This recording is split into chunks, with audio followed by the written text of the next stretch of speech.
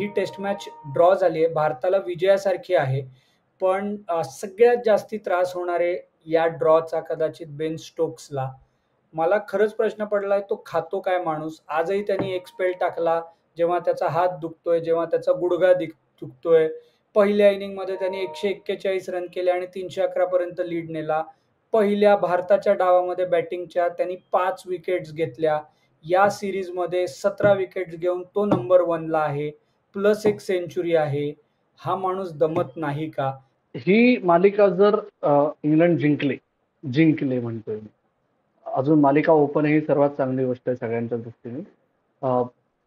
तर जशी ती 1981-82 मालिका बोथमची मालिका म्हणून लक्षात राहते, तशी ही मालिका स्टोक्सची मालिका म्हणून लक्षात राहू शकते.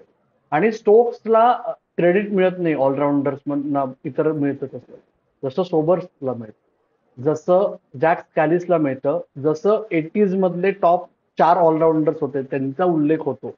त्याच मांदियाळीत स्टोक्स आहे किंवा त्या मांदियाळीत तो सर्वात वरच्या स्थानावर आहे. फक्त नंबर्समध्ये नाही, कॉन्ट्रीब्युशन आणि इम्पॅक्ट. तो बॅटिंग करतो, तो बॉलिंग करतो, तो महत्वाचा रनआउट करतो, तो टीमला एक करतो, तो लीडर आहे. तो अशा टीमचा लीडर आहे की ज्या टीमनी बाय चॉईस टेस्ट मॅचेससाठी व्हिडिओ अनालिस्ट ठेवलेला नाहीये, परफॉर्मन्स अनालिस्ट ठेवलेला नाहीये.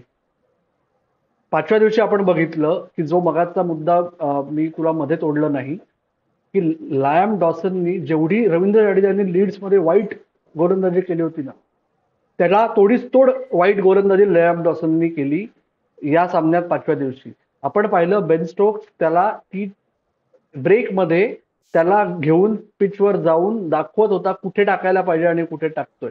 ही जी इन्व्हॉल्वमेंट आहे, मुद्दा फक्त असाच आहे की ही मालिका जर जिंकली तर बेन स्टोक्सनी परत 3 दिवसात त्याचे सर्व दुखरे बॉडी पार्ट्स काय तात्पुरते तरी नीट करून पुढचे 5 दिवस मैदानावर उभं राहणं क्रमप्राप्त आहे इंग्लंडसाठी.